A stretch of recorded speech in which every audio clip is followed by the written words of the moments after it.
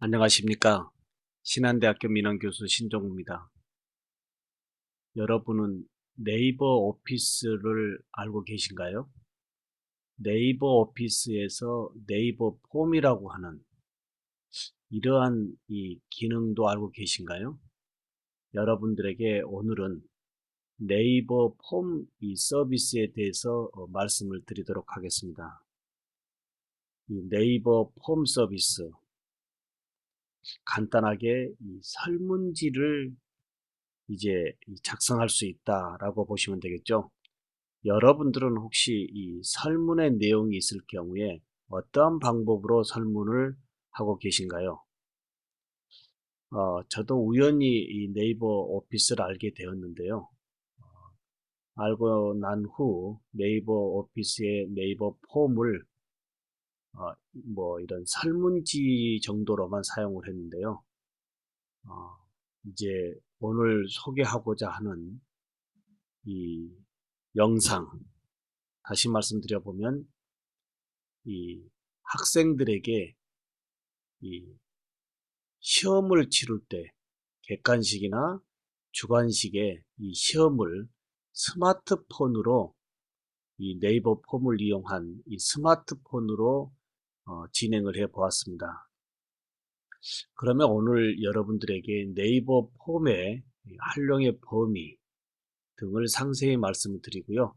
그리고 미남 교수가 진행한 스마트폰을 활용한 네이버 폼의 이 설문지를 이용해서 이제 실시한 어, 학기말 고사에 예를 들어서 더 보충 설명을 하도록 하겠습니다. 대체적으로 이제 기존 프로그램 개발 형식으로는 DB를 만들고요. 그 다음에 이제 이 DB를 만든 다음에 폼을 만들고요. 그리고 그 후에 코딩을 해서 DB에 설문조사 입력 데이터를 저장하는 기능을 구현하는 이러한 기능들이 대체적으로 어떻습니까? 불편하고 소요되는 시간이 사실 많이 걸렸죠. 이제 문항이 별로 많지 않으면 이러한 방식으로 일을 해도 별 상관이 없지만 문항이 이제 몇십 문항이 되는 경우 이게 사실 좀 틀려지죠. 이럴 경우는 말이 달라지죠. 이제 더군다나 시간을 다투는 이런 어떠한 사안인 경우에는 기존 프로그램 개발 방식으로는 시간을 맞추기가 더욱더 어려운 경우가 많았습니다. 그래서 이제 이번에 이 네이버 폼의 설문지를 만들고 설문을 실시하면 아주 간단하게 설문이 끝난과 동시에 직접 설문의 이 결과를 또 우리가 좀 볼 수 있는 이러한 기능이 오늘 소개하는 이 네이버 폼의 어느 하나의 기능이다라고 보시면 되겠습니다. 이 네이버 폼은요, 워드 작성과 비슷한 수준이고요. 특별한 프로그램 개발 기술이 없어도 사용 방법만 알면 된다. 사용 방법은 너무나 심플하고 누구나 쓸 수 있는 겁니다. 그리고 이 사용 방법만 알면 누구나 쉽게 설문지를 만들 수 있고요. 그리고 질문 형태를 다양하게 입력할 수 있고요. 다양하게 입력할 수 있고, 그리고 더 좋은 점은 설문 결과를 요약해서 이제 그 설문의 그 결과에 한번 어떠한 사안에 대해서 진행을 할 수 있다고 하는 거.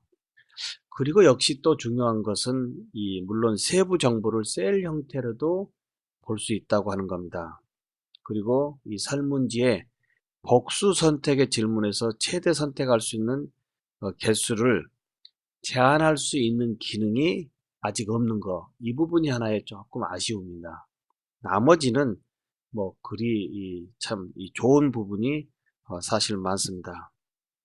그러면 제가 이러한 이 정도의 설명을 드리고요. 이제 한번 진행을 해 보도록 하겠습니다. 네이버 오피스에서의 네이버 폼. 음, 간단하게 보면 다시 설문 보면 어떻습니까? 설문 응답을 받을 수 있는 폼이다 라고 보면 되겠죠.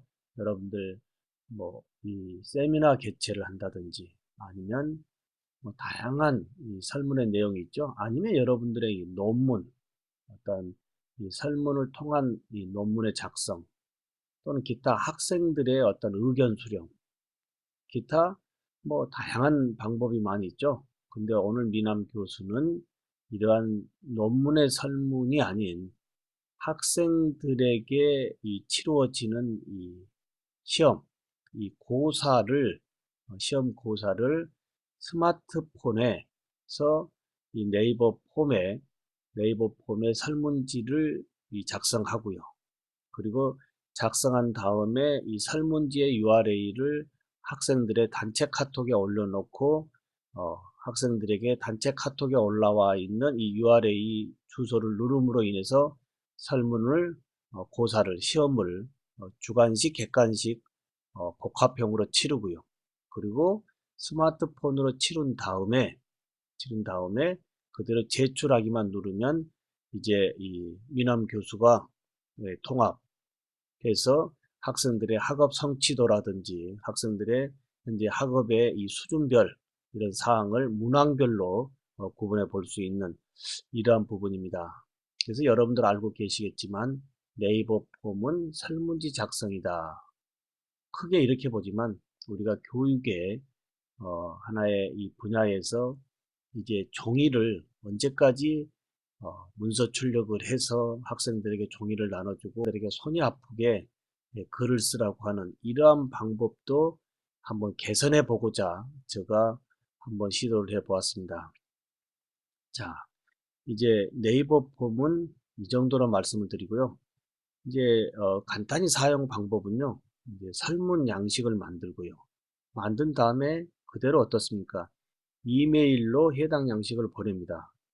근데 이때 이메일로만 보내는 것이 아니고 어떻습니까? 이메일은 좀 접근성이 또 하나의 불편한 부분이죠. 접근성이 불편하기 때문에 이메일로 보낼 수도 있지만 요즘은 스마트 이 시대이기 때문에 이 스마트폰에서의 설문의 이 작성이 더 접근성이 쉽겠죠. 그래서 다양한 방법으로 보낸 다음에 그 다음에 이 보낸 후에 이 취합되는 이 자동으로 취합이 되죠. 자동으로 취합되는 이 설문의 이 문항이 이제 시트에 통계로 확인만 하면 되는 것이 이제 너무 간단한 네이버 오피스의 네이버 폼이다라고 보시면 되겠습니다. 좀 더 간단하게 이제 만들어 보는 범위를 좀 말씀을 드려볼까요?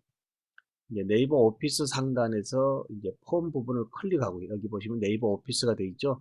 네이버 오피스에서 이제 이 우측 상단에 폼이라고 있습니다. 이 폼을 누르면 설문조사의 템플릿이 여러 개가 있습니다. 뭐 조합형 설문, 설문형 설문, 단일 선택형 설문, 복수 선택형 설문, 선호 대형 설문, 호형 설문 등의 다양한 이러한 이 템플릿이 제공되어 있기 때문에 여러분들이 어떠한 설문의 이 템플릿을 이용할 것인지 선택만 해주시면 되겠고요. 선택한 후에 이제 항목 입력을 해주시면 되겠습니다.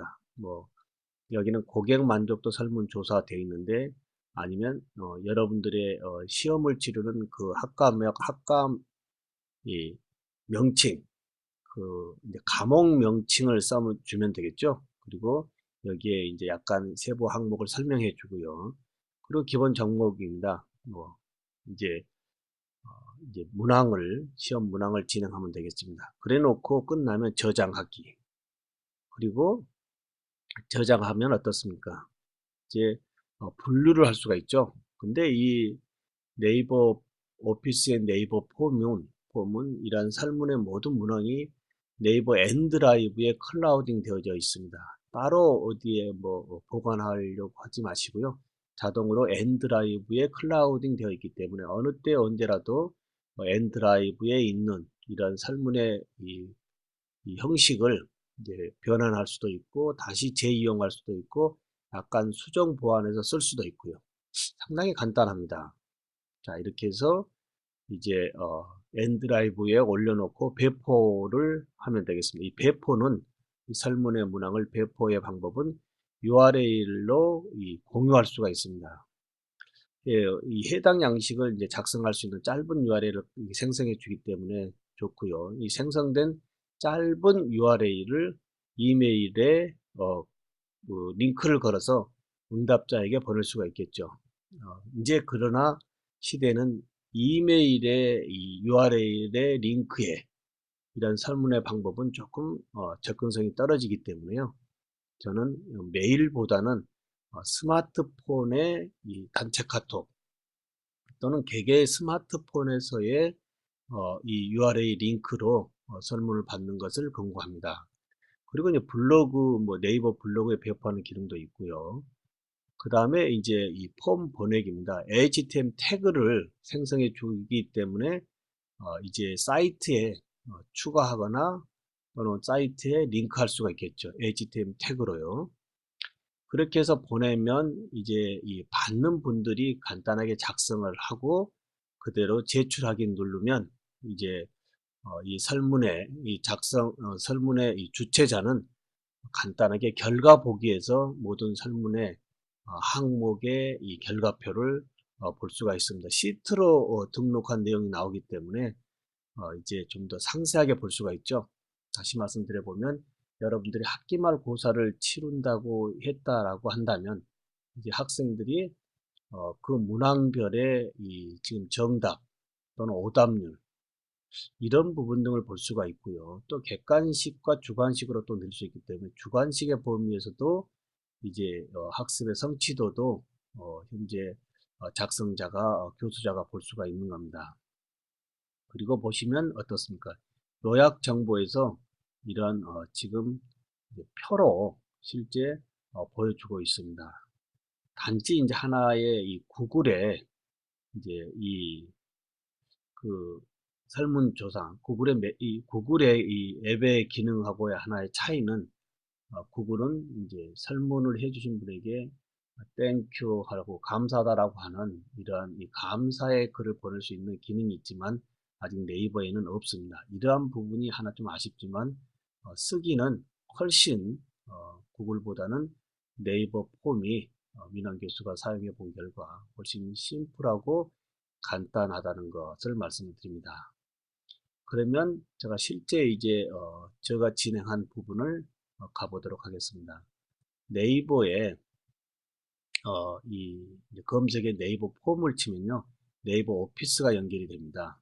네이버 오피스에 가보면 제일 우측 상단에 폼이라고 있고요. 자, 폼을 눌러보면 설문조사 형태, 교육 학업, 그리고 생활 이러한 여러 가지의 지금 템플릿이 있습니다. 저는 여러분들에게 이 강의 평가도 한번 권고를 하고요.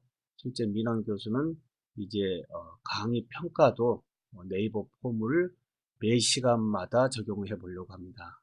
이제 우리가 진행하고 있는 이 강의 평가는 16주 후에 이제 학기별 학업이 끝난 다음에 우리가 강의 평가를 받고 있습니다. 그러나 이때의 강의 평가는 아쉬움이 많이 있죠. 이미 학습자가 떠난 다음에 보는 이 강의 평가는 상당히 마음을 무겁게 만드는 경우도 있습니다. 좋은 경우도 있지만 그래서 저는 민원 교수는 매 시간마다의 현재 강의 소감의 평가를 받고 있지만 좀 더 디테일하게 받을 수가 없는 부분이 한계였습니다. 그러나 이제 민환 교수는 매주 수업 시간에 강의 평가를 강의 종료 약 5분이나 10분 전에 종합적으로 이제 총평을 하고요. 그리고 학생들의 단체 카톡에 이러한 설문의 URL을 올려서 그날 매 시간마다의 강의 평가로 좀 더 학습자와 교수자와의 학업의 성취를 높이려고 이러한 생각을 가지고 있습니다. 자, 보시면 여러 가지 이 템플릿이 있고요. 여기 보면 이제 좌측에 보면 N 드라이브가 되어 있죠. N 드라이브 가보면 제가 지금 진행한 부분을 먼저 보여드리도록 하겠습니다. 어태치먼트 기공학이라고 하는 부분입니다. 자, 보면 이제 이전으로 가볼까요? 이전으로 가보면 자, 제가 어저께 12월 2일 날 진행한 텔레스코프 기공학 실습이라고 하는 이 시험인데요. 이 시험은 이제 텔레스코프의 이 총이치 기공학의 치과 기공사의 국가시험입니다. 의료기사 국가시험인데 국가시험은 오지 선다행으로 객관식으로 진행이 되어지기 때문에 제가 이러한 부분을 출제를 해봤습니다.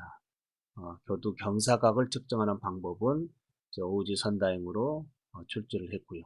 자, 이렇게 해서 중간중간에 이미지도 넣을 수가 있고요. 한번 보시면 첫 번째 문제를 제가 출제를 했습니다. 출제했는데도 또 다시 변경할 수가 있습니다.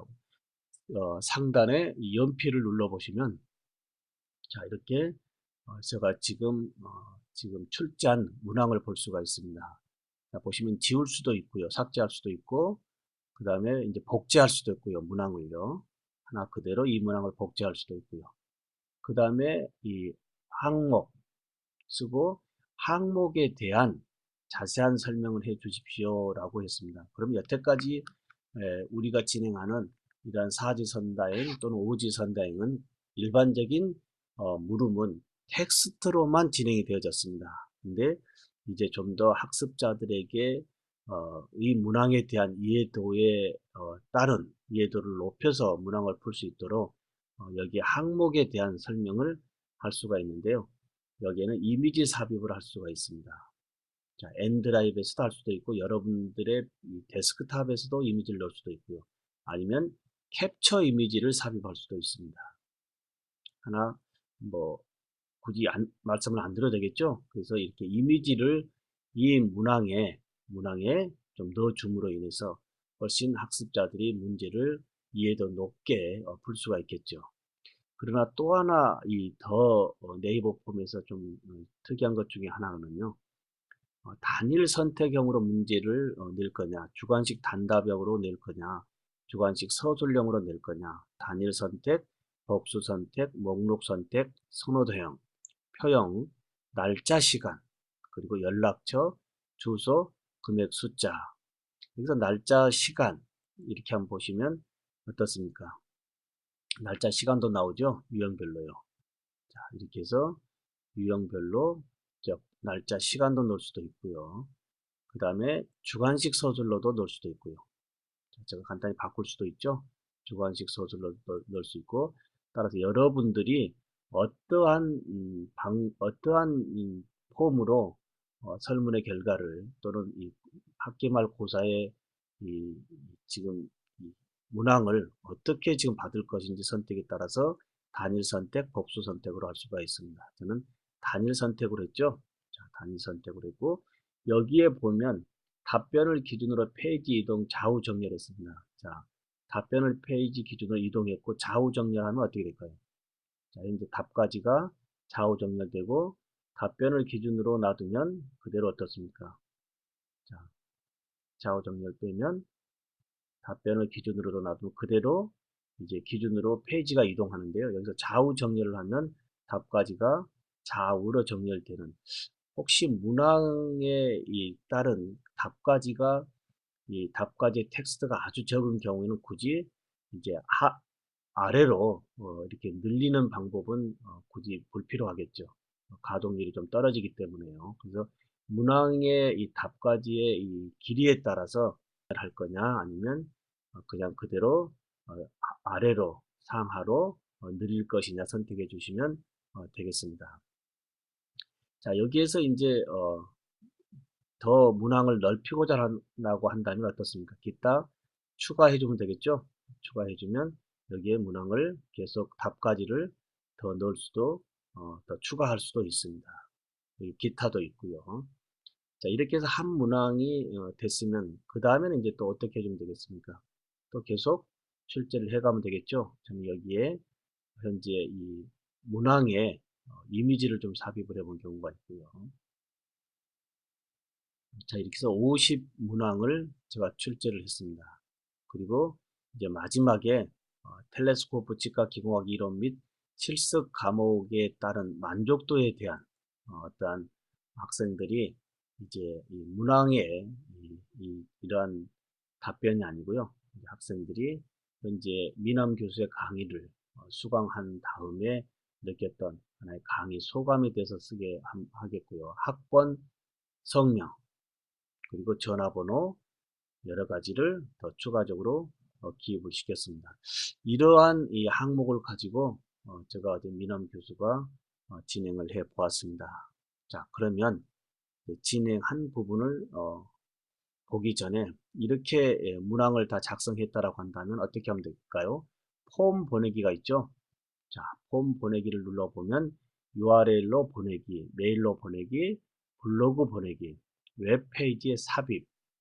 그러나 여러 가지 이제 방법으로 설문조사를 할 수 있지만 민환 교수가 권고하는 방법은 URL로 보내기. 이 URL을 복사해서 이제 카톡에다가 그대로 이제 넣어주는, 이 카톡에다 그럼 어떻게 넣을 거냐라고 하는 부분이 많이 있습니다. 그러나 여러분들 요즘은 카카오톡의 PC 버전을 쓰고 있죠.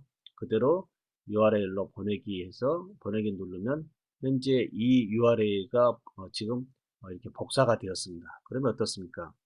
여기 보시면 카카오톡의 PC 버전이 있죠. 카카오톡의 PC 버전에 여러분들 이제 보내놓고요. 또는 학생들의 단체 카카오톡에 올려서 뭐 진행하는 방법도 있고요. 이건 여러 방법으로 쓸 수가 있습니다. 그래서 폼 보내고 나면 어떻습니까? 이제 학생들이 또는 설문이 끝난 다음에 응답의 결과를 보면, 자, 셀로 보내기, 응답 결과 초기화하기. 그러면 초기화는 지워지죠? 안 되겠죠. 그래서 요약 보기 눌러보면 어떻습니까? 현재 62명이 어저께 시험을 치렀고요.